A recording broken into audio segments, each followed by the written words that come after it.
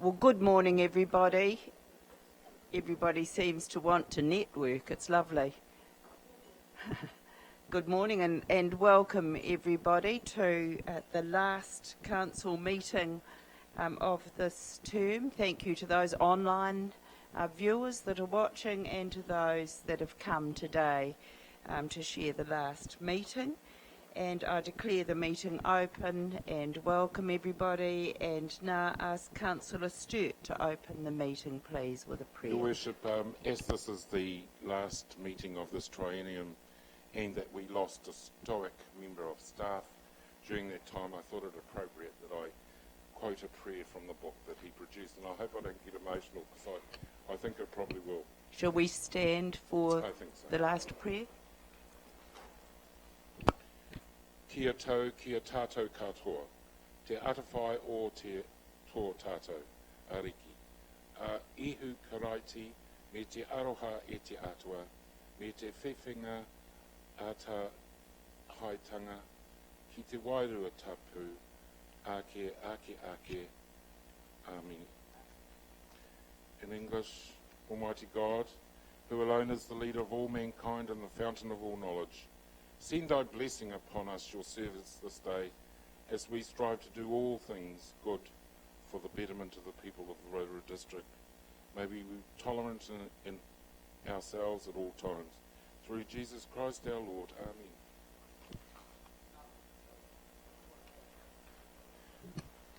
That was very fitting from the little handbook that we've all got, which is a great thing to have in everybody's bag as we go around the rohi. So I now ask for any apologies. We have, yes, Councillor Weber.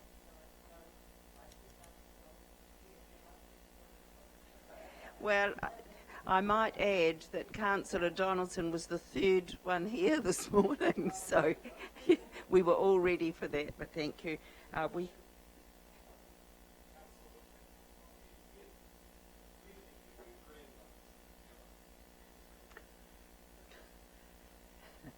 Right, we note that.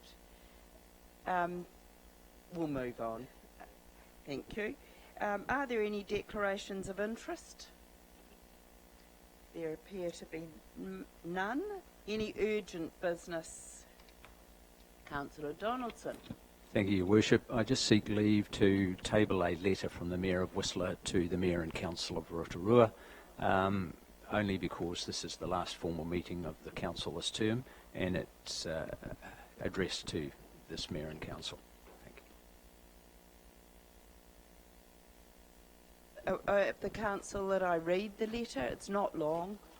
All right. On behalf of the Resort Municipality of Whistler, I'm delighted to officially welcome Mr. Dave Donaldson, Councillor and Deputy Mayor of Rotorua, New Zealand, to Whistler during Crankworks.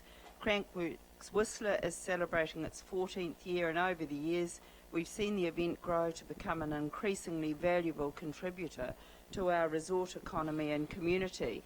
In a similar time frame, we've also seen the explosive growth of mountain biking in Whistler, and the sport is now one of Whistler's key recreational offerings. We hope Mr. Donaldson's time in Whistler will provide your community with the insight and information you need to help Crankworks Rotorua continue to be a success and to further highlight Rotorua to the world mountain biking community. The shared reputations of our communities as premier mountain biking destinations offers unique opportunities to learn from each other. We encourage you to reach out to the RMOW, that's Whistler, isn't it, for any of our lessons learned as a resort community hosting Crankworks Whistler and in fostering the growth of mountain bike tourism. We're sincerely pleased to have Mr. Donaldson visiting Whistler during Crankworks and hope his time here is both valuable and enjoyable. We wish your community the best as you work to establish Rotorua as the Southern Hemisphere's mountain biking capital. Signed, Nancy Willem Morden, Mayor of Whistler. That's lovely. And we took a letter from Rotorua, and we didn't offer the opportunity to engage in anything more than a relationship between the two cities based on mountain biking. Thank you, Councillor Donaldson. Now move to... Oh, yeah, sorry. Councillor Gould. Yes. Thank you, Your Worship.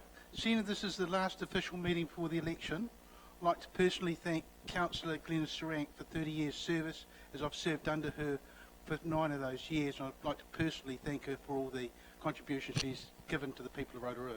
Councillor Gould will mark Councillor Sarank's last day appropriately at the end of this meeting today. It is appropriate that we do before we go into confidential. So we've reserved some time for that, but thank you for that, and those sentiments will, I'm sure there are others that wish to say something. Right. We now move to, it's not urgent business really, so that's why we've put it somewhere else in the agenda. Confirmation of council minutes, the minutes of the council meeting on the 25th of July, page 6. Mover, thank you, Councillor Rotorua. Seconded, Councillor Sturt. All those in favour that the minutes of the council meeting on the 25th of July be a true and correct record? Before we move it, Councillor Sturt, are you... Your Worship, I just want to highlight to the public that a lot of work goes on at committee level, but in terms of council business, I think it shouldn't go without passing that in view of the visit of Councillor Donaldson to Whistler, that at our last meeting, Council entered into a 4-year partnership agreement with Cycling New Zealand to establish Rotorua as the mountain biking capital of the Southern Hemisphere, we hope, in long term. I just think it's appropriate that that be marked. A lot of work has gone on. I know that Dave has been at the forefront of that, and it's a day of thank yous. So, Dave, I just want to thank you for the work that you do in that particular realm. Thank you. It has been noted, and it's a real feather in a cap to have that. Thank you, Councillor Sturt. All those in favour, please say aye. Contrary? Carried. Next, we have a presentation. Thomas is going to come and give us a presentation on the 2016 annual report and Treasury update. And Paul Sands is with Thomas. Thank you. Thomas. Thank you, Your Worship. Councillors, the presentation I'll be running you through is one that we did to Audit and Risk Committee last week, and the committee felt that it was appropriate that we cover it off in Council. So the presentation will just touch on, obviously, the draft end-of-year result, a bit of a Treasury update, as well as some of the key decisions and issues that are going to come about in the annual report. Rather than leaving questions to the end, I'll pause at appropriate times because of the content, and I'm happy, Your Worship, if you allow it, for questions to be asked at the end of each of those sections. So just a reminder with regards to the operating results. So from O&M a couple of weeks ago, 1.4 million better than budget. That was off the back of revenues being ahead of budget in the main, the museum, consenting, some general lift in revenues, and also the dividend from the airport. Expenditure itself crept slightly over budget, and that was on the back of that depreciation, particularly around the fleet, and that was the movement of the fleet from one of our CCOs and moving it back into council. Overall, we set ourselves a target of $1 million efficiency saving in the annual plan. We achieved that, and that was really achieved off the back of the work done around interest savings with the credit rating, bank fees, as well as some significant insurance savings as well. The capital spend itself, so we recall during the year we talked about the 5 key projects that have been delayed or deferred, or some stopped. Just a reminder that was T-Rex with a decision pending November after the election.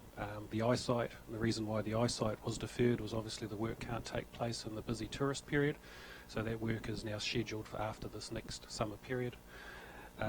This upgrade to the Sir Howard Morrison Performing Arts Centre, and that was stopped because of the no funding from a third party.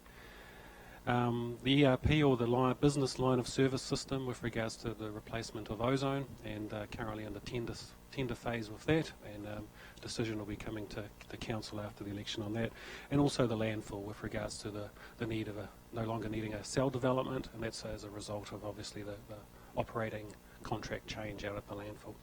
And that was the main reason as to why the capital expenditure fell where it was. So just as a reminder, when you look at the total budget for the year, and that was 34.3 million, and you deduct those projects were deferred, there was really 24.5 million left of budget remaining. Now the majority of that was renewal work. So that was core renewal work, as you can see on our infrastructure. And what you see there is that we did have a very high completion rate on our renewals. And you'll recall, if I come back to those 5 projects that we talked before, none of that was really renewal work with regards to maintaining our infrastructure. It was new, it was growing and improving it. And if we didn't have the delays on the Waipa car park and probably the netball courts, the open spaces would be well above 100% and would probably be closer to 100% of our underlying renewal work. So it was a very pleasing result with regards to making sure that we appropriately spent on maintaining our infrastructure. So as it stood at the 30th of June, we increased cash on hand by about 3.3 million. That was the whole wider group as well, not just council. Borrowing was reduced by 1.9. That was from the group perspective as well, so down to 165.6 million. And overall, it was a $12 million improvement on budget. Just got to talk about debt. So we've shown graphs before with regards to the debt increasing and it tapering off. And I've put a little arrows there, obviously, because with regards to this council, when this council started. And prior to 2013-14, I guess what this graph doesn't show is that the council debt doubled in the space of 6 years.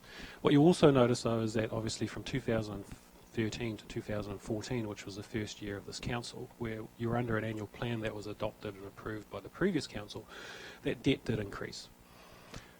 One of the reasons why that was is that if you look below, what we don't show you, or what we haven't shown you and talked about, is the fact that our cash position. So at the same time, at that 2013 period, you'll see that council held $1 million of cash on hand, and going through to 2013-14, we lifted that significantly.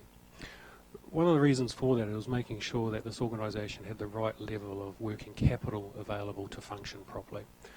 So one of the reasons why the debt still jumped from 2013-14 was a result of having to pay all those outstanding creditors and bills at the end of the financial year, which are paid for in July. And so while, yes, we did have borrowing that year, the majority of it was done in August, September, prior to the previous election, to help pay for things that were accounted for the year before. The balance of the borrowings really were to increase our cash reserves, which meant that we had the cash available the following year to pay for the creditors and outstanding accounts that belonged in the year before. So what we really did was trying to tidy things up and make sure that our working capital was done at an appropriate level. Now the interesting thing is that when you combine these two together, you get to a thing what we call net debt. Now we haven't really socialised net debt with you, but it's just like everyone else in life with regards to if you've got a mortgage of 300,000 but you've got 100,000 in the bank, you're really, in 200,000 owing to the bank. That's your net debt position. And so when you combine those two together, it paints a pretty interesting picture.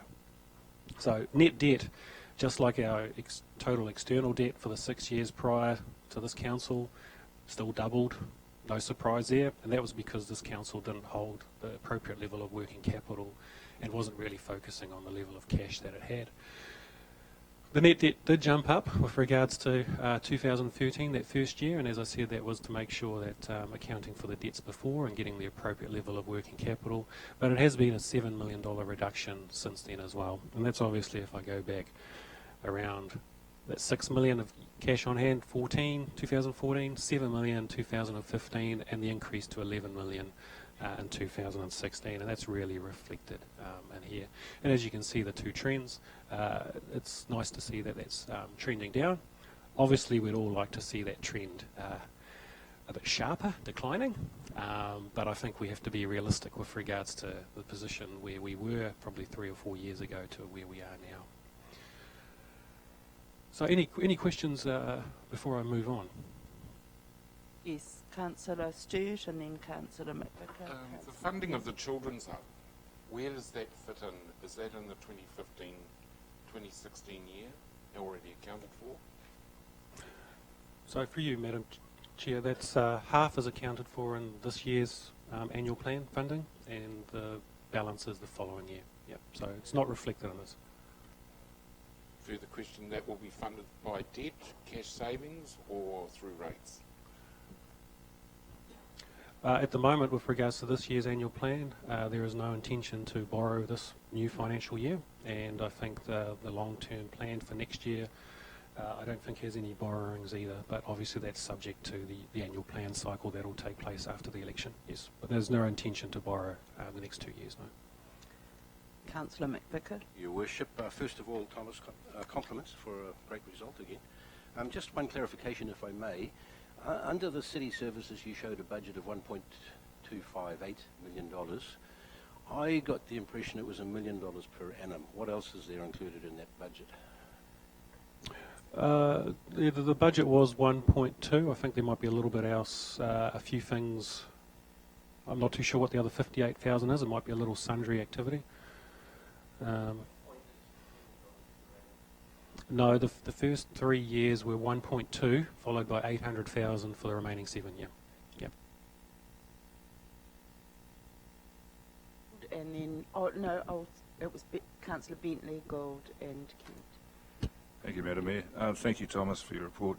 Thomas, I understand that under this last trimester we've sold a few properties in Victoria Street. Where does that show up in the books? That's the first part. Well, it shows up in a lot of places, Councillor, but I think what you're not too sure what you exactly mean, but I think what you mean is how are those funds being applied? Is that what you're meaning? No, I'm wondering how much money the council has received from the sale of those properties, and the second part of the question is what has happened to that money. Yeah, so from memory, last financial year, I think we sold 1.2 million of property, but by the time we knock GST off, it's about $1 million. Council budgeted for $1 million. Where it shows is that within the financial strategy of this organisation, we had a target of selling surplus properties for $1 million a year.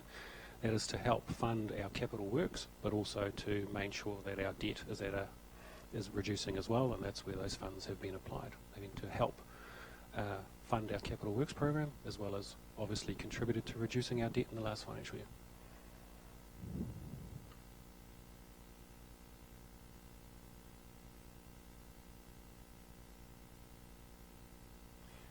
Thank you, Your Worship. Just coming back to your slide there where you showed the capital expenditure not done for the year of 12.8 million. I understood that had been reduced to 12.2 million. Which figure's correct, please?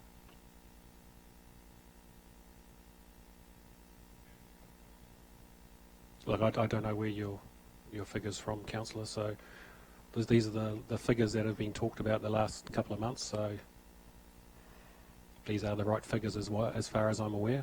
You are also aware that we are currently working through the annual report with regards to our auditors, so subject to classification changes, that figure may change slightly, but...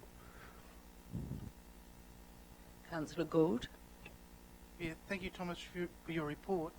For the people listening online, you've got 5 projects deferred at 9.8 million. Deferred means they've been put off, they haven't been cancelled. Can you please explain to the people online which the 5 projects are and which period of time frame they're going to be looked at possibly being completed? Councillor Gould, he's done that, so he's given that in his update. Well, I don't think there's any need. You gave it to us. Councillor Sturt. I just, with the Kuranai Tuku netball tournament starting on the weekend, where over 5,000 ladies will be in Rotorua over the next 3 weeks, just wondered if we could have an update from Rob Keithley in terms of where we're at with the resurfacing of the netball courts, please. It's a very topical issue at the moment. It's Rob Pitketley, you might want to speak to that. We were all quite clear on why it was deferred.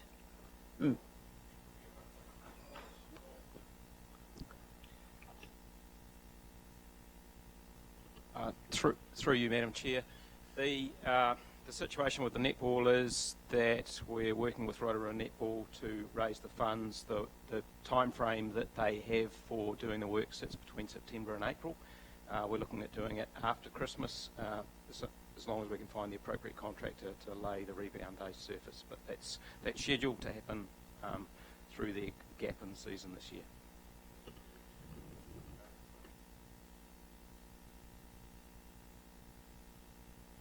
I have a question, Thomas. Did you get your answer? Yep. I've got a question, Thomas, of you, and it's good that we've got that slide up there. So we see the capital expenditure. Can you give us an assurance at the end of this term of council that we have had adequate investment in renewal of infrastructure as well as maintenance, and that we're leaving the infrastructure in sound working order? Your Worship, talking to obviously the managers, the infrastructure managers, they're all quite comfortable that the renewals that have taken place are making sure that our infrastructure is maintained to the level expected. Thank you. Thank you. There's been some inference that we've underinvested there, and I think that's a very poor perception to leave at the end of this term. So. Yeah, thank you, Your Worship. Through you, Thomas, if we could just go back to that slide on CapEx. So we budget to spend 85% of the LTP, is that correct? But we've completed 88%. Is that 88% of the 85% that we budgeted? I just wanted to have that clear. Yeah, that's correct. That's 88% of the 85. Yep. Thank you. Thomas, could you also remind us as councillors why we made that decision, and it was based on 10 years of capital spending? What level was that spend at average over those 10 years? Yeah, that was, Your Worship, you're correct with regards to the discussion out there during the LTP. We highlighted that the previous probably 6 years prior to this long-term plan, we had an average spend of just over 70%. Which is interesting when you look at what happened to our debt during that time as well, is that we had such a low spend in our capital expenditure, yet our debt doubled in that space. So, and we all know the reasons why our capital expenditure doesn't always hit 100%, and there's lots of various reasons. In this case, it's mainly down to obviously those big 5 projects that we've talked about before, with the underlying program underlying that is actually pretty well completed. Hunt? Thank you. The only anomaly there is the stormwater, and I know you have given us the reasons for that, but I thought it would be useful for those listening in, if they see that, just to explain why that is at that low level. That's correct, and that's a capacity review that's currently underway by the engineering team.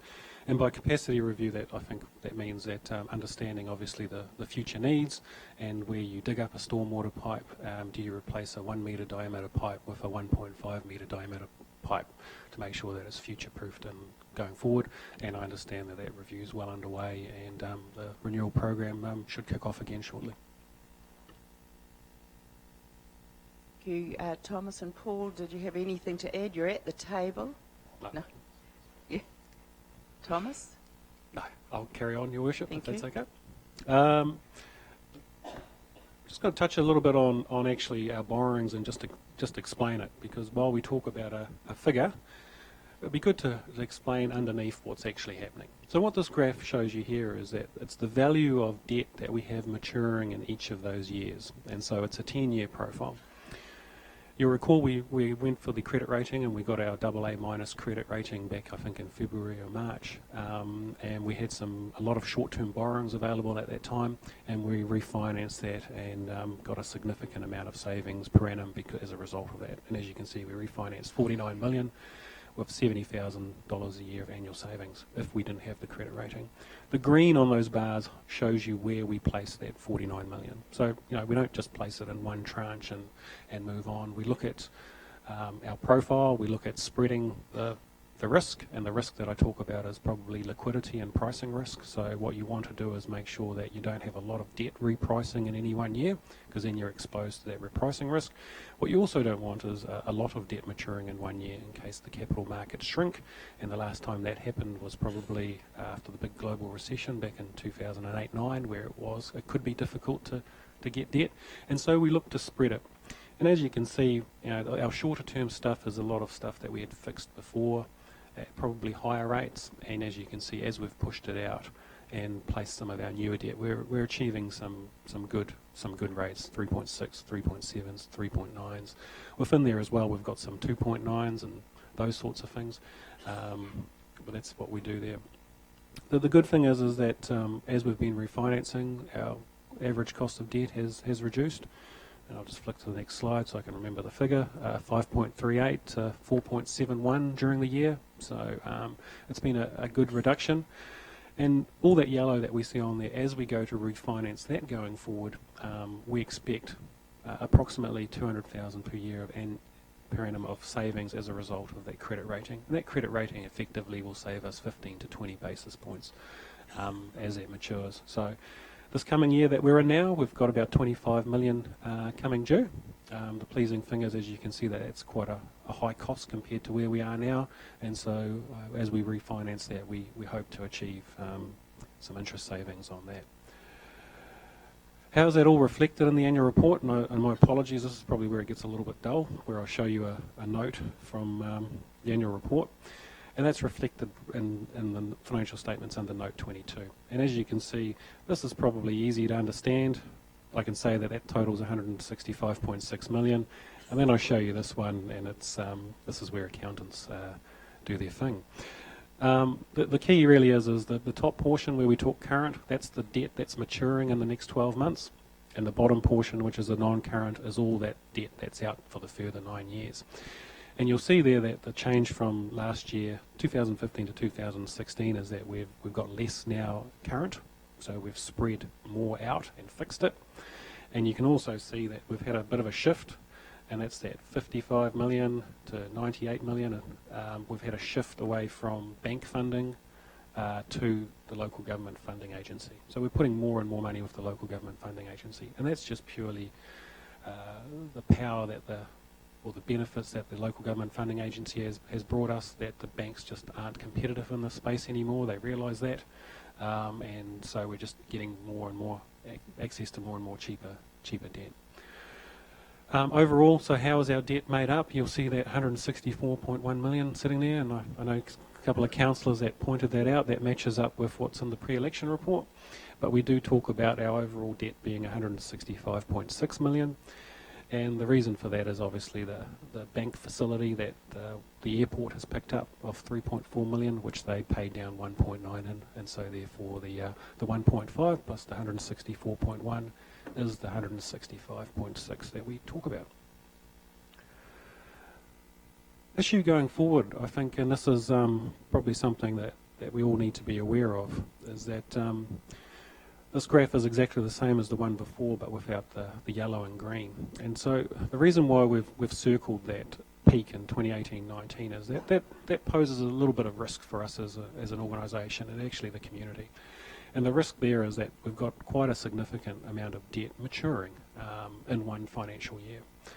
And so we're exposed, obviously, to what interest rates are doing there. And we'll talk about ways we can mitigate that, but that is a risk going forward. So not only are we exposed with regards to what's maturing, but we're also concerned in that if you look at our long-term plan, that is where all the increased debt in the next 10 years comes from. And that's purely around exiting the forest, the wastewater treatment plant, and Rotorua. So the risk is you've got 40-something odd million maturing, plus you're probably going to add another 20 to 25 million of debt onto that. And that's a significant amount of money for us with regards to the portion of our debt that we're placing into the market at any one time. Now, pretty sure that the markets will be able to accommodate that, but unfortunately I don't have a crystal ball, so I don't really know what the interest rates will be. And so one of those ways to do that is to look at derivatives, or what we call swaps. So we'll be working with our Treasury advisors at the moment to understand the risk of that and coming up with a strategy of how to deal with that. I think that our advantage at the moment is that we don't actually have, all we do is have one swap, and here's another very boring note that shows that in the annual report, and that's called a derivative financial instrument. So currently council only has one swap, interest rate swap, and the reason why we had that was because several years ago we were after a fixed rate and the market wasn't offering a fixed rate, so we took a floating loan and we put a swap over the top to achieve the fixed rate that we want. The issue that you have is that if you look at the two numbers down the bottom, you'll see that the value of that, well, it's not really the value of that note, the cost of that swap to council, because it is costing us, because the swap we're paying more than what we would have paid now for floating rate, has gone up. So we had a cost of about $193,000 over the life of the swap.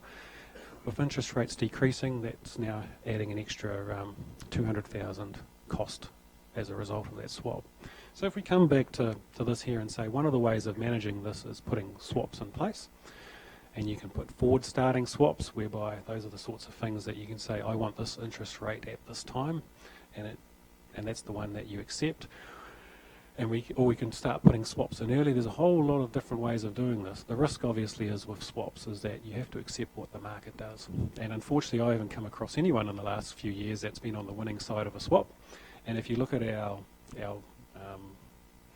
friends in local government, and there are a lot of councils that use swaps heavily, their cost of borrowing at the moment is significantly higher than ours. But I think for us we have to do, and so our strategy has always been there's nothing we can't do with regards to the structuring of our borrowings that a swap can provide, other than of course we can't pre-purchase a rate. But we're going to have to seriously consider whether that strategy needs to be changed to try and mitigate the risk of what's coming ahead to us in 2018-19. Any questions on that? Sorry, you go first, Councillor. The out of the forest expenditure, I thought it was quite a bit more than $25 million, closer to $50 million. Can you clarify that? No, what we've got budgeted is that. I think one of the options that was considered was 50, but I think that's not the preferred option. Yeah. Thomas, can you just cover off too with the debt to equity ratio with our Fitch rating, because that's raised, hasn't it, our ability to borrow? You're correct, Your Worship, that with the credit rating, council, if it so desires, can borrow more than the current limits that's been set.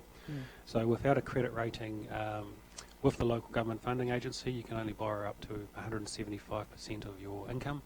With a credit rating, you can go up to 250 if you desire. I think the point of getting a credit rating was not to borrow up to 250. As you can see in the long-term plan, we have no intention of getting anywhere close to that, and if anything, we will still stick with the 175. Yep.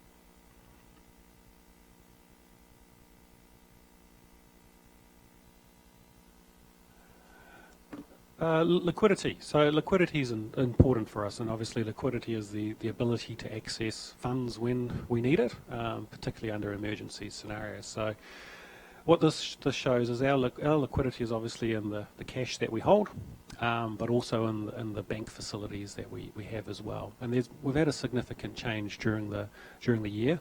So Paul was very active with regards to moving us away from Westpac and has negotiated some significant savings with the BNZ.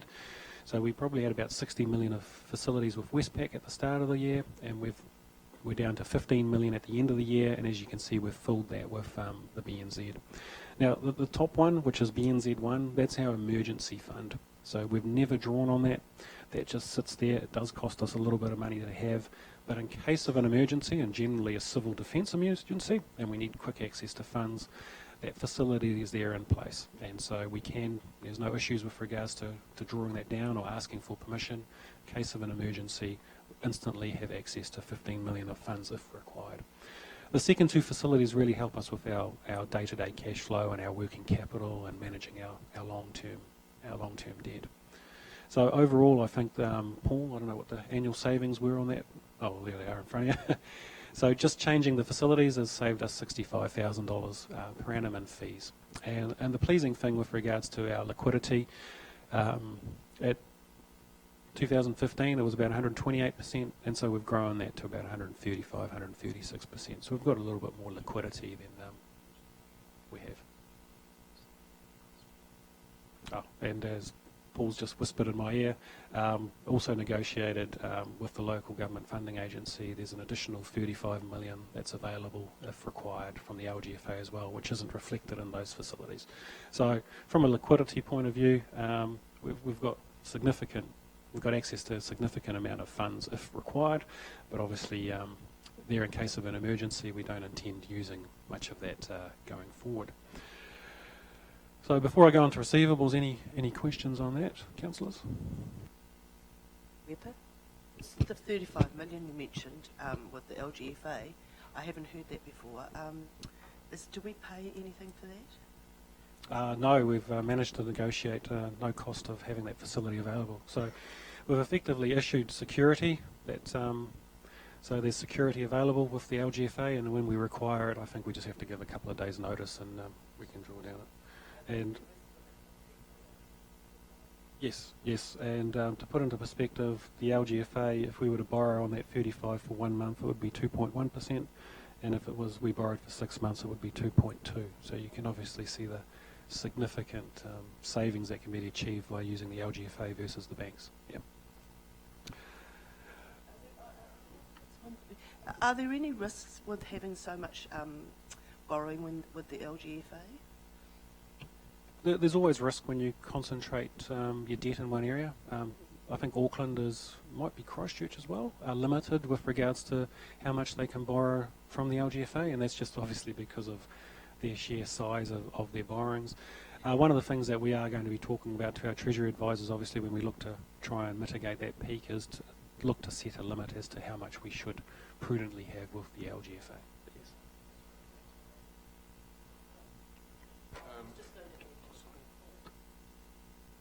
So it's important to note the LGFA maintain their own credit rating, AA+. They have it with both Fitch and S&P, and also they're underwritten by the New Zealand Debt Management Office, so they have very robust procedures in behind their borrowing capacity. So we definitely monitor that, and we attend their meetings and read their literature to make sure that we're on top of that. So.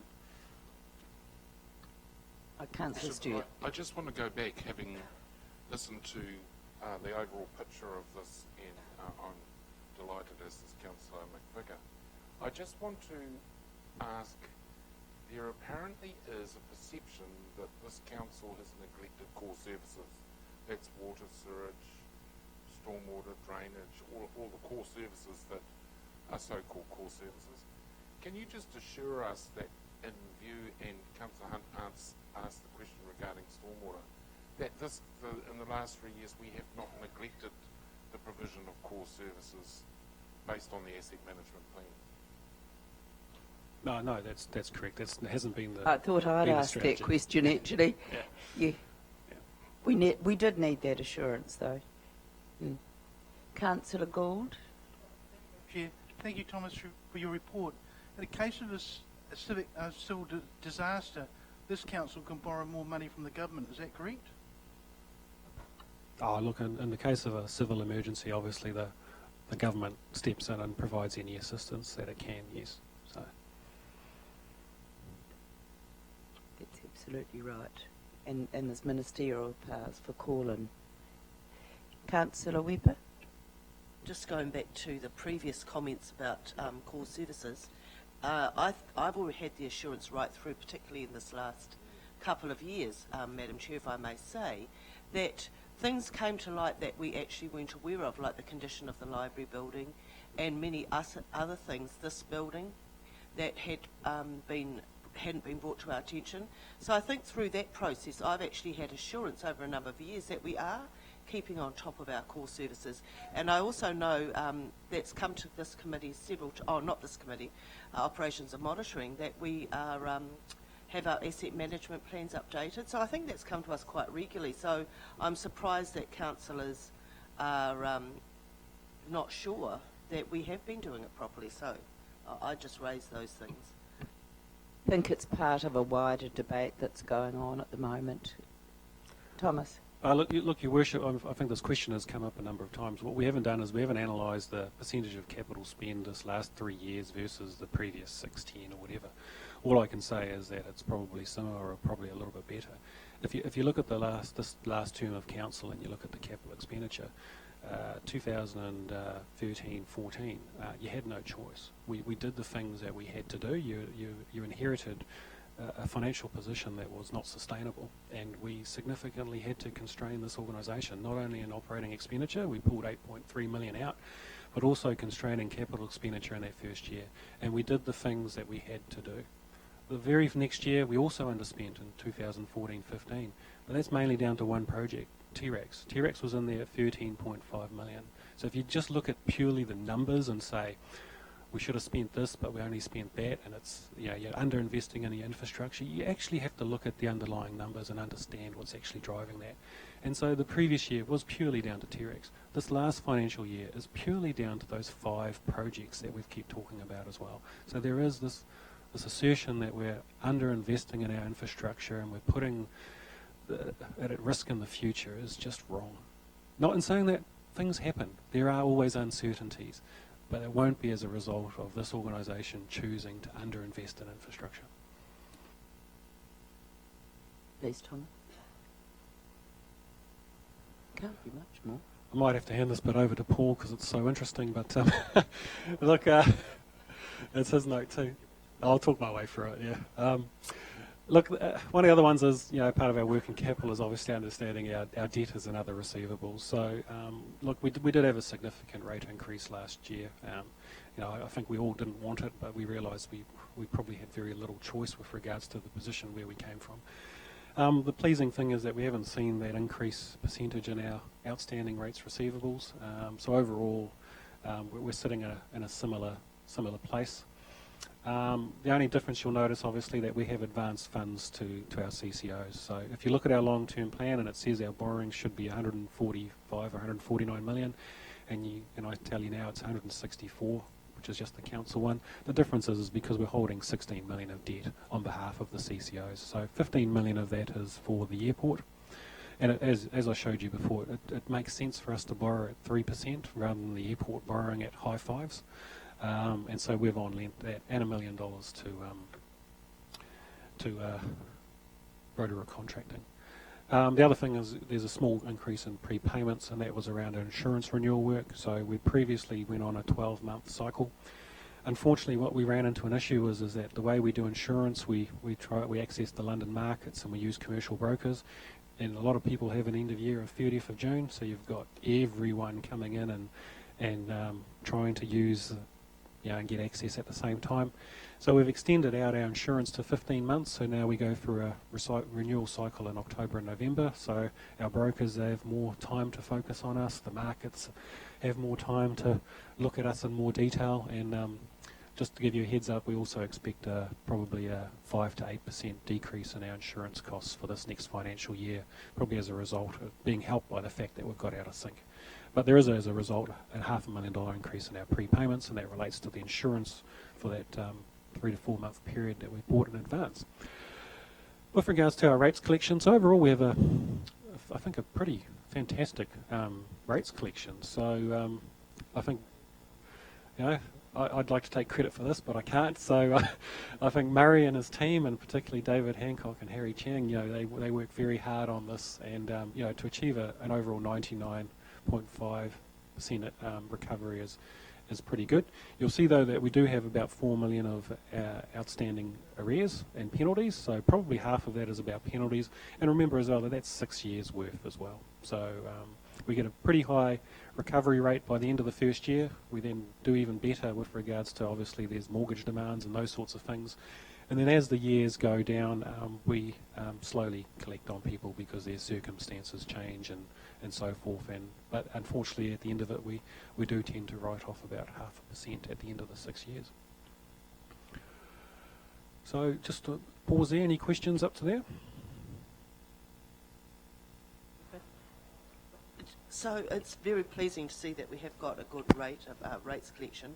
I just want to know, just for people that are viewing, when people are in difficult situations and circumstances, what do we do to work with them to make sure that, because we don't want people losing their homes. So can you just sort of elaborate a wee bit about what we do and how we work with them to get through those difficult situations? Yeah, look, good question. We do work very actively with them. You'll recall that we do very few rating sales, if any. I think that's as a last resort. So if people are in difficulties, they can approach us. We're more than happy to enter into payment arrangements. We're flexible on penalties where they enter into agreeable payment arrangements and so forth. And, one of the options as well is we can obviously go to the banks and with regards to mortgage demands and those sorts of things. But unfortunately, when you do debt collection, you have to be quite stern.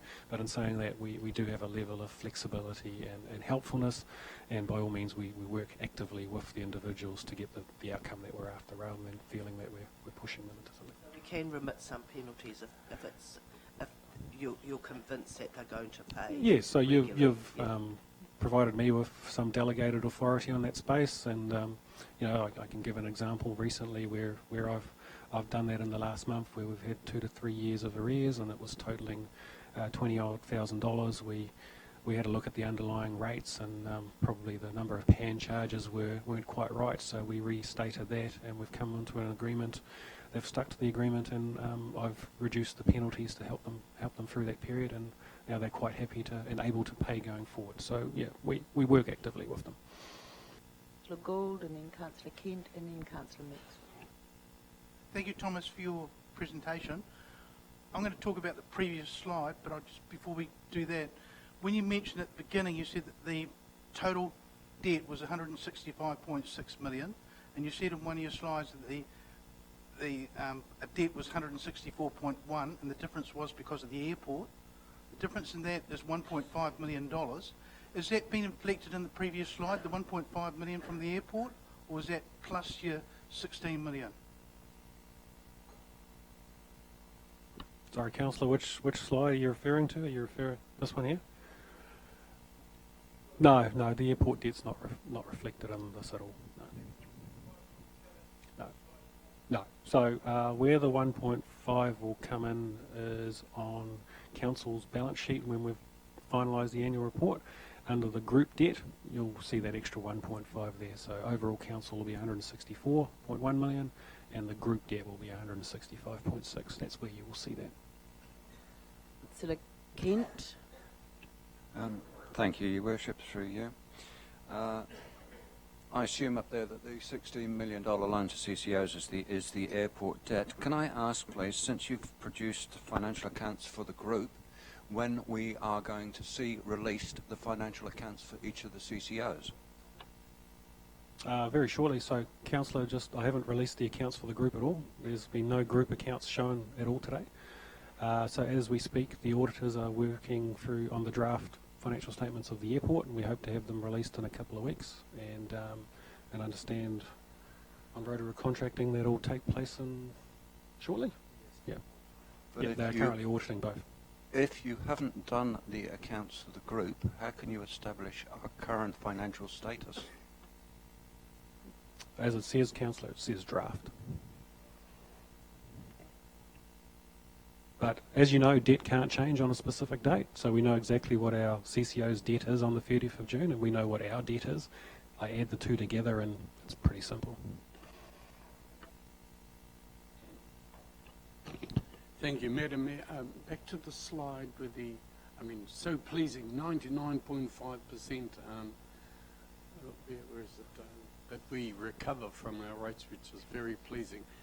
Do we still have there are many people who want to pay by credit card, but do we still have that policy where we're kind of really discouraging people paying by credit card? We don't discourage people. They're discouraged by the fact that we charge a fee on top. Because as you know, every time someone pays with credit card, we have to pay a couple of % back. And so we don't budget for that, so we don't look to fund that shortfall. So if people therefore choose to pay by credit card, they just have to pay that credit card commission on top. Yeah. Councillor Sturt. I sense some misunderstanding.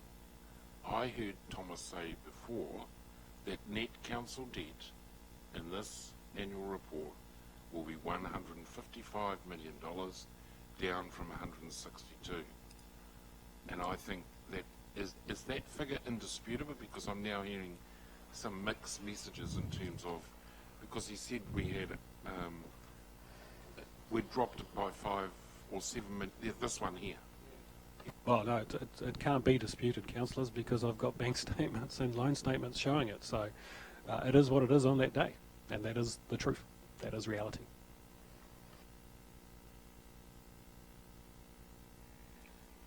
Thank you. A little bit more, sorry. A couple of slides to go, Your Worship, if that's right. I'll move very quickly now. I do have to say that I asked for this presentation because at Audit and Risk it showed us really the financial sustainable strategy, and felt that it should be to full council. So carry on, Thomas. I'll pick up the pace of it, Your Worship. Another note that we'll talk about is other financial assets. So the big changes that we'll see in this space is the increase in the share capital in Rotorua Airport with regards to the asset transfer. Also new shares in Rotorua Contracting Limited with regards to there was about $2.5 million worth of assets that were transferred there as well. And the other one is the borrower notes. And borrower notes are really, as we borrow with the local government funding agency, we leave a couple of % behind every time we borrow. So in essence, if we need 10 million, we have to borrow 10 point something. And the reason for that is that every little bit we leave behind helps strengthen the balance sheet of the LGFA and helps them maintain their AA plus credit rating. So we get a return on that, and we eventually get that back. So as that debt matures, we get the money back, and we also earn, I think, 3 or 4% on it as well. But so as we borrow more and more with the LGFA, those borrower notes will increase as well. The other one is carbon credits. Probably is that something we don't talk about. The landfill pays carbon credits, obviously based on the tonnage that goes through there. Up until last year, we had the ability to buy overseas carbon credits, so we were buying them at about 20 cents a piece, and it wasn't really coming to the table because it was probably not really a material amount with regards to worth discussing. But we've been sitting on about 25,000 carbon credits that we bought, probably 75,000 carbon credits that we bought 6 or 7 years ago, and I think we paid a couple of bucks each for them. What's happened is that when the government changed the rules and you can't buy overseas ones, New Zealand carbon credits were probably worth about $3 or $4 a piece. They've really significantly jumped up, and as we speak they're probably pushing $18, $19, $20 at the moment. And what you see there is where that arrow is pointing is that's the revaluation gain that we've had on those carbon credits. So we've had a $850,000 non-cash gain, and obviously the only way to realise that is to sell them. Now the reason why we have to buy carbon credits is, as I said, is because we've got the landfill. But with the changing of the contract of the landfill, the liability of carbon credits actually no longer falls on us, but as part of the contract with the new operator.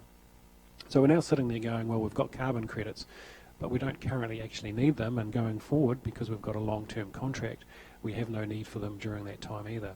So there is a real opportunity there to cash them up and apply that $1 million, obviously, to reducing some debt. Now, I'm not asking for a decision now. I think it's something that we need to look at a little bit harder following the election, but there is an opportunity there next year to free up some value there and to bring some more cash into this organisation. Any questions on that? Great, self-explanatory. Annual report, fixed assets. Like one of the challenges, as you know, is every year we say asset revaluations is the hold-up, is the difficulty, and always seems to be the problem child with regards to our annual report. So this year we're only valuing one class of assets, so that's roads and footpaths, and what that little diagram tries to show is the asset revaluation cycle. So obviously next year we'll do sewerage, all stormwater, buildings, land and art collection, so everything's on a 3-year revaluation cycle. So we're revaluing about $334 million worth of roading assets. that roading asset database is being managed by Opus at the moment, and we're expecting probably a 7 to 10% gain in that valuation. So that should be a 23 to 34 odd $million gain that you'll see at the bottom of the statement of comprehensive income when we finalise the annual report. Yeah, it's pretty. I'll move on. Even as an accountant, Your Worship, that bores me. Asset impairment entries. Might intrigue someone around the. It might do. Yeah, it might do. If I struggle to sleep at night, Your Worship, that's when I look at this stuff. Asset impairment entries. So you recall last year we had the big issue with regards to the asset write-downs of the infrastructure in the forests. So obviously with the consent expiring and coming out, we impaired that asset. This year we're going to impair some assets again. So what was left of the value of the community house, as well as the city focus, and just for councillors as well with regards to the community house, it should have been down by now, but you may not be aware that they actually found hazardous material in the roof, which has had to extend the process. So the roof turned out to be a layer of concrete. It wasn't asbestos, but it was something similar, just as hazardous, and another layer of concrete. So rather than just chipping it away and crushing it, it means they're going to have to dispose of it at a different way. So that's been the hold-up with regards to the community house. And I have to say, once the exterior of that came off and I saw those very thin poles holding up those big concrete floors, and one of the other things is what we always do is reviewing our work in progress and making sure that things are capitalised as they are. So going forward, so my army of accountants is currently working through this, and we expect the auditors to turn up in the first week of September. So we're currently getting very close to a set of draft annual report for council, but not the group accounts, because we're still waiting for the Rotorua contracting and the airport, as well as Grow Rotorua and T-Rex to be finalised, which should be done in the next couple of weeks, and then we'll consolidate the whole lot and get ready for Audit New Zealand at the start of September. We hope to have that audit completed by the end of September, and an indication obviously of a clear audit opinion. And unfortunately, because of the timing, it does mean that the new council will have to adopt the annual report at their inaugural meeting or a special meeting. I think the one big thing to note is that in the budgets itself, and we haven't shown it during the year, but we did budget on Rotorua contracting being out completely at the start of the year as a CCO, and the airport asset being transferred out on day one. As you know, Rotorua contracting still didn't operate until August, so there was a month where they were still part of the parent entity, and the airport asset didn't take place till February because of the timing of those borrowings. So what that means is that costs that we were expecting not to have on our books will be there, but then in saying that, we've also got revenue that we didn't expect, and we'll also obviously not be paying out the CCO funding as a result, so we'll incur the direct cost rather than the funding costs. But overall it doesn't change, and it can't change our cash result that we've talked about. And other than that, Your Worship, I'll leave it there. Councillor Gould. Questions? One, the annual report, that'll have to be finalised by the EU Council. Is that correct? He's just said that, That's Councillor correct. Gould. He's just given that indication that that'll be the first task of an incoming council. And the second question is that in a previous slide to probably the Audit and Risk Committee, you showed that the income over expenditure, your income was 110 million, your expenditure was about 114 million, and your deficit was 4.344 million. That was not mentioned today. No, because as you know, Councillor, we've talked about this for 3 years now. The difference is the capital subsidies, which we record elsewhere, but actually is treated as revenue when we bring it all back together. We don't seem to have quite grasped that as a group yet in our sustainable financial strategy. This is a bit of an issue that keeps coming up. It'd be nice to end this term having great clarity around this, Thomas. I've tried, Your Worship, and I'm not sure I could say anything different than what I've been saying for the last 3 years. So. For the life of me, I can't see it either. Otherwise, we do climb back into that sort of cash book mentality rather than the big picture of a financial strategy. Yeah, look, all I can say is maybe an example would be the roading program. If you look at the page in the LTP on the roading activity, it's roughly a $10 million operating budget and spends about $10 million in capex. So if you looked at it from the point of view of excluding all the NZTA subsidies, that activity doesn't balance its budget and therefore is underfunded. So therefore, what would you do? So obviously, to try and fix what you perceive as an accounting problem is that it doesn't work. You'd either rate the community more or reduce your operating expenditure. Why would you do that when you get capital subsidies from NZTA? It just doesn't make sense. So that's probably the simplest example I can give. And your team, actually. I'm not sure if they're all... Oh, yes, some of them are here today. I just want to thank you. And also Barry Lane, our auditor. The last Audit and Risk Committee sort of gave a great light, was shone on the financial management. And I thank you for that. And actually, we do need to go back to what we inherited. And I always think of that PricewaterhouseCoopers review and their report, and might be quite good to look at the recommendations therein, and if we implemented those recommendations, because today we have a much better assurance about our way forward. Thank you. Councillor Weber. Yeah, I'd just like to say, I know I said it O&M, but I just want to say thank you very much to Thomas and his team. I think it's been really refreshing, and I've just enjoyed the consistent reporting. It's made such a huge difference to helping us understand and help us understand where we're going. It's really clear, and I just can't reiterate enough that I really feel like we're ending this term in a really good position, which is one of our key goals. So yeah, you've made it happen, so thank you very much. And I know it hasn't always been easy at times, but you've handled it in a really professional way, so thank you. Put the motion that a mover, thank you, and a seconder, Councillor Hunt. And I'll put the resolution that the presentation and preparation of the annual report for the financial year 2015-2016 be received. All those in favour, please say aye. Contrary? Carried.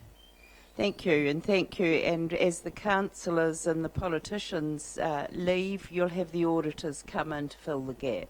So enjoy that experience. To recommendations of other committees, page 13, a mover and a seconder to receive the report. Thank you, Councillor Rowe Kawatate. Seconded, Councillor Thrank. Thank you. Put the motion to the vote. All those in favour, please say aye. Contrary? Carried. And we'll take each recommendation separately.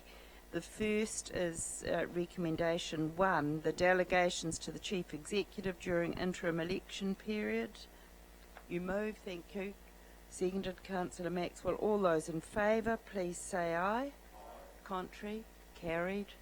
There shouldn't be any question there. A mover and a seconder for recommendation 2, update report regarding the transfer of Tamatea Street to the Tahuna Trust. A mover, Councillor Hunt. Seconded, Councillor Gould. All those in favour, please say aye. Contrary? Carried. No, I did read it out. Right, no debate. A mover and a seconder for the following motion, recommendation 3, the land exchange Perarika Street, that Council confirms its resolution on the land exchange on 23rd of June. Moved, Councillor Sturt. Seconded, Councillor Gould. All those in favour, please say aye. Contrary? Carried.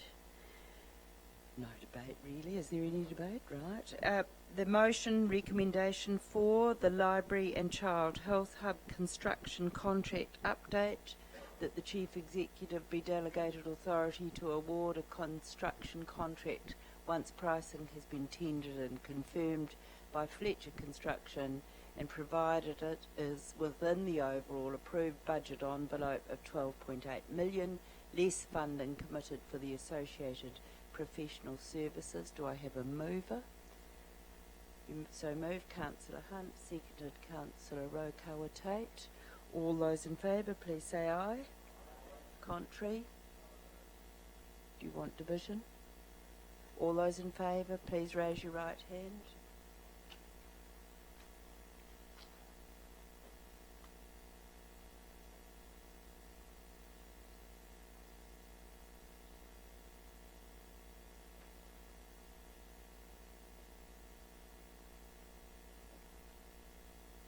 Put your hands down on the desk if you like. I think we need to. Against?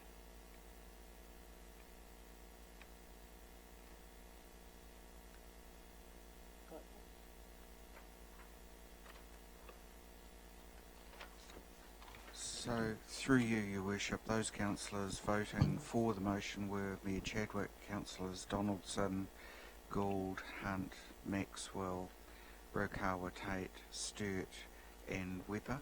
And those councillors voting against were Councillors Bentley, Kent, McVicker and and Sarank. Carried. Thank you. Now a mover and a seconder for the following motion, that the from the Strategy, Policy and Finance Committee, Recommendation 1, the Solid Waste Bylaw 2016, that Council revoke the Waste Collection Bylaw and the Sanitary Landfill Bylaw 2008 on the 31st of October, and Part 2, that Council adopt the Solid Waste Bylaw 2016 with the suggested amendments and give the bylaw effect as of 31st of October 2016. Do I have a mover? Councillor McVicker, seconded Councillor Gould. All those in favour, please say aye. Contrary? Carried. So that is the end, Councillor, of the formal part of this last council meeting. And before we go into confidential, this is the time for me as the chair to thank all of you for your contributions over the last 3 years, and to also extend my thanks to the staff for your service that you have provided very professionally to us all. I also want to acknowledge that this is a day for Councillor Sarank. It's your retirement day, really, after 30 years of service. And I'm sure that there are councillors that will wish to say a few words. But because this is a time of great uncertainty for many of us around this table, in fact all of us around this table, it's really appropriate that it will be the incoming council that will mark and celebrate the contributions of those with long service to our community. We think that that's absolutely appropriate. There could be other changes of faces around this council table, and we're all very aware of that, with 6 weeks and a couple of sleeps to go. So it would be a task for an incoming council to look at how we mark the service of those that are no longer sitting at this council table. So I would also like to thank the people of Rotorua, those that have come to the gallery and been active. They've really enjoyed watching how this council operates, and I think it's always good to have people in the gallery. Otherwise it feels a rather strange virtual experience with those that are watching streaming at home. But thank you for the numbers that have picked up on watching the streaming at home. So I want to wish everyone well, those that vote, and we do hope that we get a better turnout than we got in the previous election. That would be the hope of everybody here, because you never really have a mandate unless you have a majority. And turnout is the best way of showing the community's interest. So thank you also to those that are taking part in the next election. That is a very big field, and I take that as a positive interest in council and the workings of council in the shaping of this district that everybody loves. So to those candidates and for all of us seeking re-election, I wish you all well too. And I'm going to reserve any comment till the end, but I'm sure some people wish to make some comment. And Mark, you've made yours, but someone else may wish to make any comment. Councillor Kent. Thank you, Your Worship. I'd just like to take this opportunity to thank Councillor Zerang for her service to this community, her integrity, her wisdom, and a vast experience that I don't think can be matched by the rest of us put together around this table. It's been an honour to serve with you. It's been an honour to learn from you, and I wish you well in retirement.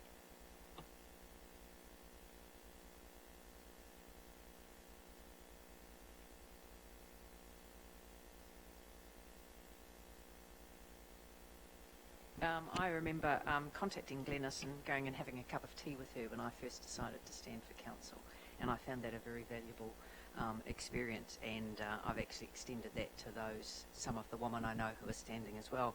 And I know one piece of advice Glenys often said was, have your debate in the chamber, then get over it. You win some, you lose some, and then just get past it with some convivial sharing in the green room, and I've certainly taken that piece of advice on board. I wish, Glenys, you significant joy in this next stage in your life. You have added significantly to the creative offering in our community with your long service with the musical theatre and your heavy involvement in that area, and I think that there are many people who are richer for attending those sorts of performances that you helped guide, and I know you've got back involved in that area, and I do wish you all the best in that. Thank you, Your Worship. I think the only one around the table who doesn't have a moment of uncertainty on the 8th of October is Councillor Zerang, because she's decided her own course, and congratulations on her for that. I learnt a lot from Councillor Zerang in the previous term as Deputy Chair of Infrastructure Services, and across my whole service of council, but I would like to also acknowledge, having worked in public service in this community for a long period of time, the wider contribution that Councillor Zerang has made in other entities outside of council. So she's been involved in a lot of sporting, cultural areas around the community, and it's been a great contribution, and I'm sure it's not the end of that. She will continue to make those contributions, so I salute her for that. Councillor Whipper. Yes, thank you, Madam Chair, and Glenys, I just want to acknowledge all the years we've worked together, particularly in our hearing processes, and of course the district plan that took us over 6 months and lots of reading, hard work. So I've always acknowledged Glenys as a particularly hard worker through that process, and when I first came on council there was actually only Glenys, Maureen and myself as women, and so we did think differently on occasions, but actually gender didn't really enter into it. We always voted as we felt for every situation. There were some things we communally understood, but we always voted as independents, so I respect Glenys for that, and I also, along with Councillor Donaldson, wish to acknowledge the passionate advocacy that Glenys has raised around this council on many occasions, and we think in particular of hockey, always a strong passion, particularly with the renewing of the surface, and Glenys would bring it back every which way she could to make sure that hockey was well supported, musical theatre, and of course all the various wide interests that I know Glenys has had and supported in this community over many years. So we will wish you well, and I'm sure you've got many things to do, and you won't you'll be very busy, I'm sure, still, but not too busy, I hope, to enjoy things. So thank you for your contribution. Chair, while it's appropriate that we acknowledge Councillor Zerang today, and my colleagues have certainly done a fine job with that, just want to mention some of the things that Glenys has been involved in that have really gone under the radar. those people involved in those activities certainly look to her for leadership and guidance. And I talk about Rotorua Brass. You've been president of Rotorua Brass for a long time, in furthering music pursuits, her involvement with the arts, her involvement with whare-aroha.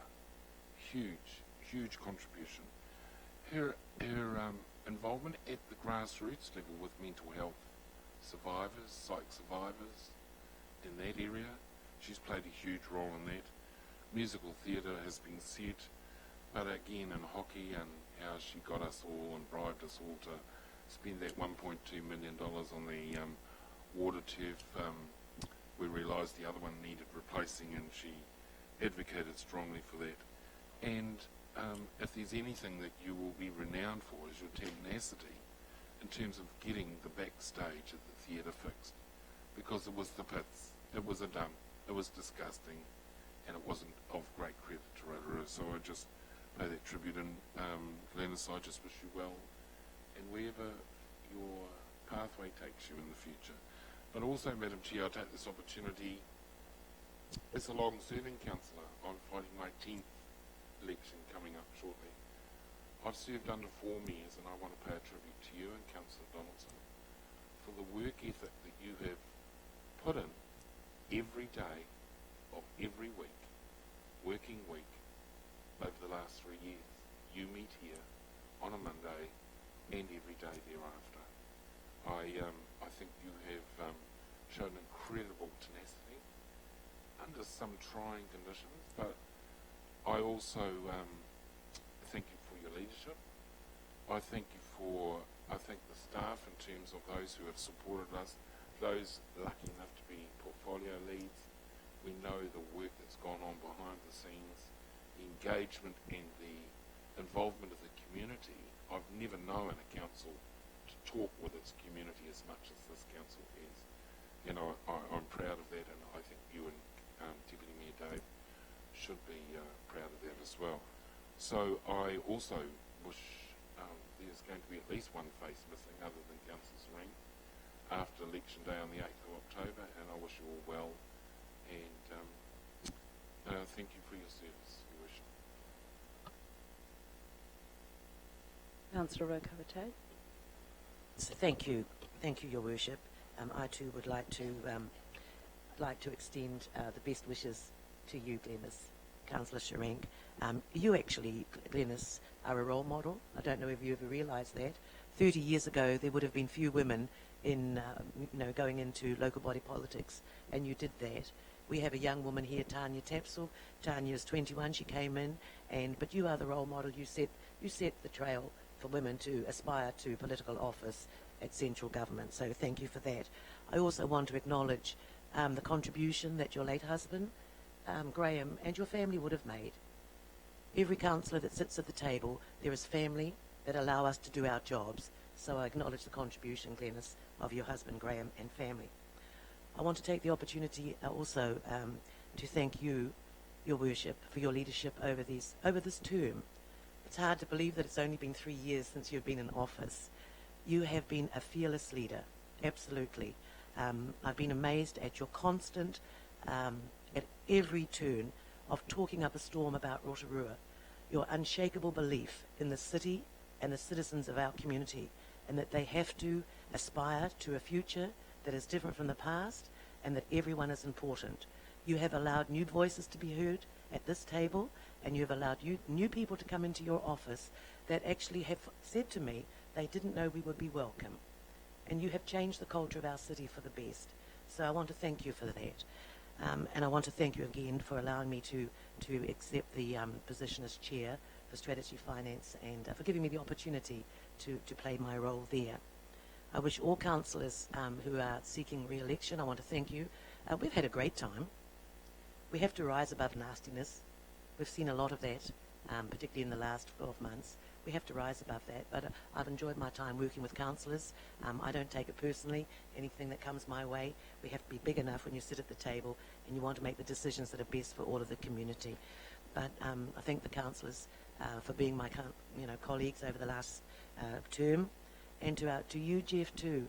you've showed exemplary leadership as well as the chief executive of this organisation. I believe that you don't take things personally as well, and you rise above the nastiness that has often been sheeted your way. And to you, your team, your senior management team, and to all the staff, I thank them for their professionalism as they go about their jobs too. So thank you very much, and I hope we will see many of us back around the table after October. Kia ora, thank you. I think it's largely been said, but I'd certainly like to repeat the words that we've enjoyed your wisdom, your knowledge. We're certainly going to miss your knowledge of the history of this council, Glenys. And really, not much more to say other than, as the 12th man in the green room, I hope we get another person who's going to join me in Meripeka for a few drinks now and again. Thank you. Thank you, Councillor McVicker. Councillor Bentley. Thank you, Madam Mayor. Glenys, it's all been said here this morning, and I can only reiterate what everyone else has passed on, but on speaking for Maggie and myself, who also served under you, I think that the wisdom that you have demonstrated to us and the advice that you've passed on has certainly made my tenure here much easier, and certainly Maggie made the same sort of comment. So good luck for the future, mate. Councillor Maxwell. Tuatahi kei te mihi au ki a koe. Glenys, for the council who's probably sat around the table more than anyone else in that area, I've seen how you've operated. I wish you well for the future. And most of what I wanted to express has been said by my colleagues and that around here. But I also know that a tough time that you went through at council here was when your hoatane, Graham, passed away, and felt it for you then.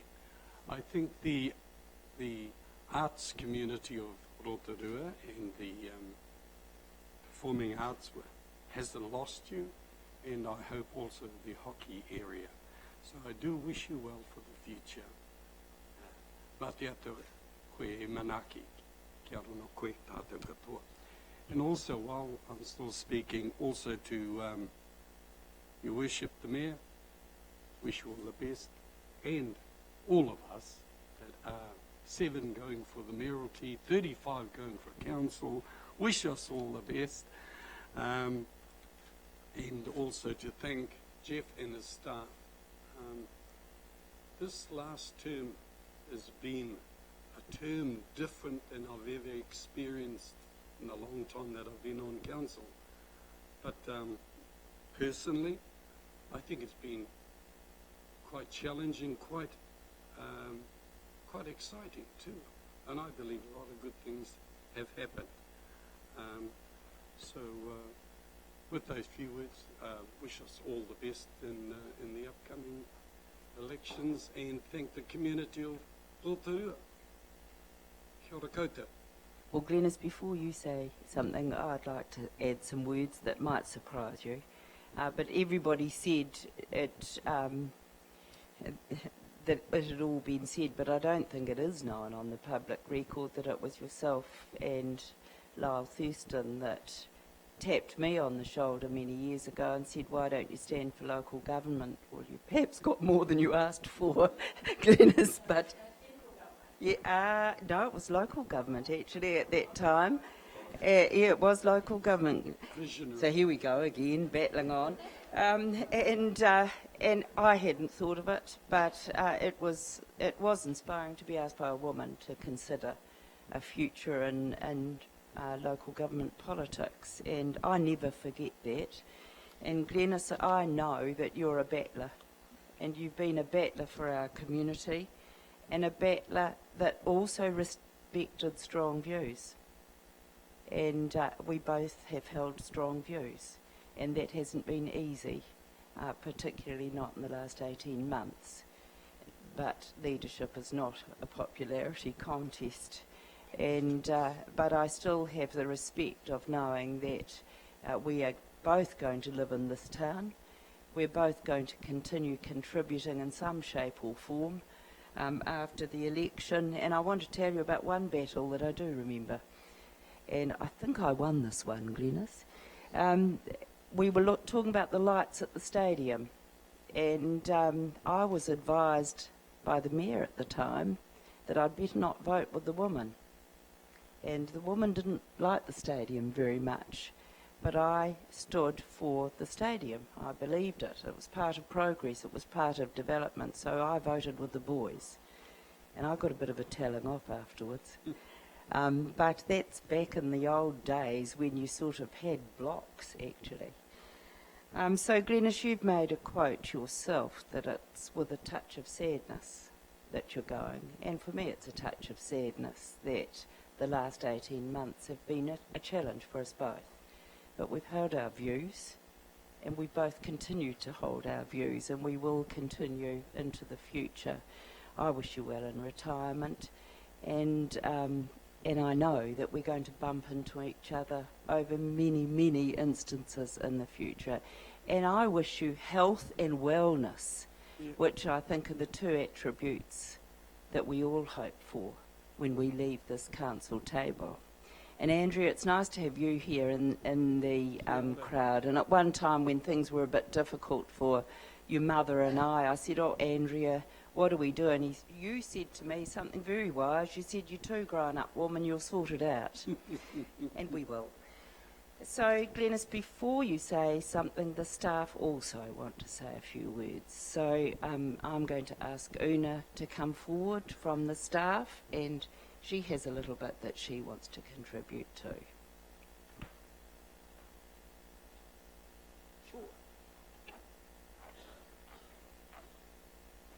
So, Glenys, I'm not sure how I'm going to be able to match anything that has been said about you and to you today.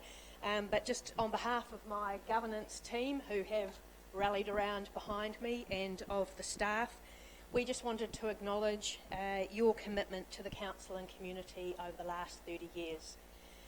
Coming into council in 1986, you have had an extensive involvement with many projects and issues that have shaped the district.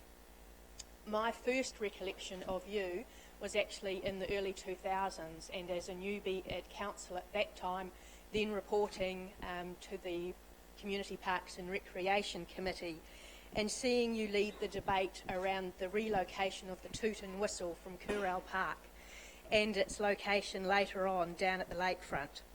This was then followed by strong passion and advocacy for local hockey to ensure that council paid for and supported the installation of the new hockey water turfs at Smallbone Park.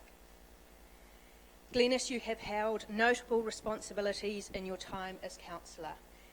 Chair of the Works Committee from 2001 to 2010, the Chair of the Infrastructure Services Committee from 2010 to 2013, a member and later Chair of the Statutory Hearings Committee, and Chair of the District Plan Review Committee.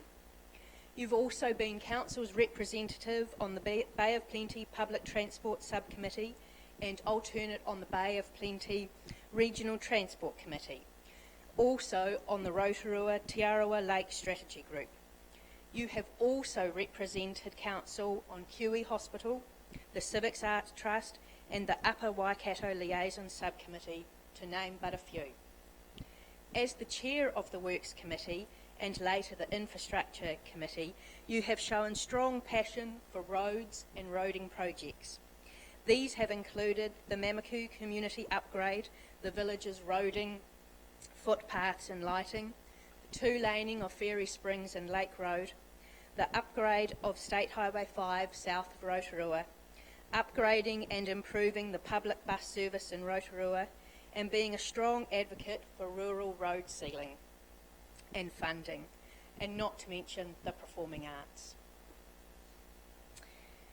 In your time as a member of Chair on the Statutory Hearings Committee, you have resided over some 50 plus applications and followed this as Chair of the District Plan Review Committee with a whopping 26 days of hearings and then some 30 plus days in deliberations. Glenys, this just scratches the surface of what you have done and what we as a team have seen you do. just again on behalf of my governance team and of all of the council staff, we wish you all the best for all the hours you will now have, and hope that you get to enjoy yourself and to indulge in lots of family time. Just as a small appreciation, we've got this over here, bunch of flowers for you here, which Carol would like to take the opportunity to pass on to you.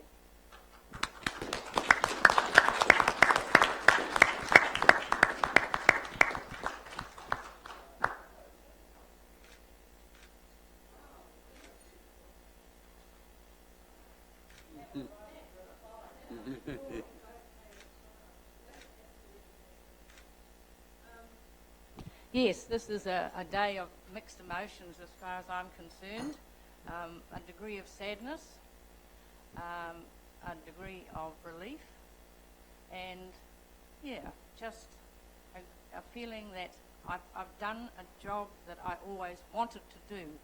I've never not wanted to do all the things that I've done with council, and my involvement in community groups has been where I came from in the first place. When I stood in 1986, I didn't really think that I would get on council, but I'd been involved with scouts, school committees, hockey. I was a player in those days, would you believe? So I thought, I'll give it a go. And the thing that really persuaded me to stand was National Council of Women. I was president at the time, and they said, we need more women on council. You can go, you can stand. And I said, it was a bit like Steve when we went, Lyle and I took her to lunch at Lewisham's restaurant, and we said, stand in the by-election. And she said, oh no, I could never do anything like that. So that's a long time ago, isn't it? It is a long time ago. So persuaded by National Council of Women and provoked by that terrible statue that was in the so-called mall, the electricity bolt, as you will recall. We laboured, I worked for Southern Cross Building Society at the time, now known as Heartlands, and we laboured lunch hour after lunch hour getting signatures from people in the street, and we picked up something like 3,000 or 4,000 signatures protesting against the electricity bolt.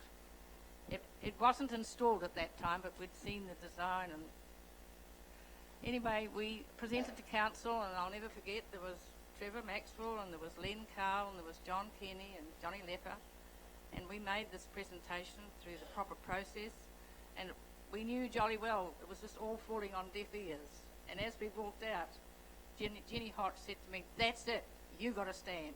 So that's the history behind why I got involved.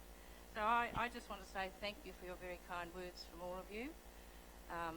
As Karen said, you win some, you lose some, and when that happens, you just get on with it and forget about it and have a cup of coffee, or as the 12th man would say, something more convivial in the green room. So thank you.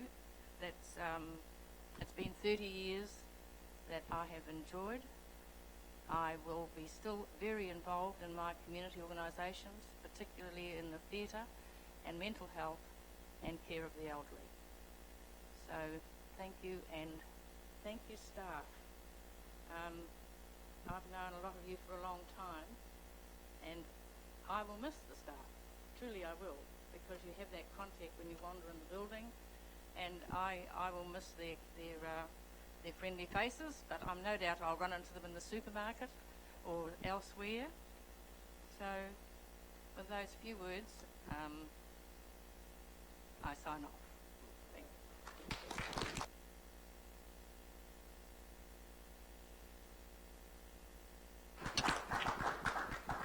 Thank you, Glenys. I like that lightning bolt. There's the difference. Do I have a mover and a seconder now to go into public excluded? Thank you, Councillor Donaldson. Seconded, Councillor Rotorua. All those in favour, please say aye. Contrary, carried.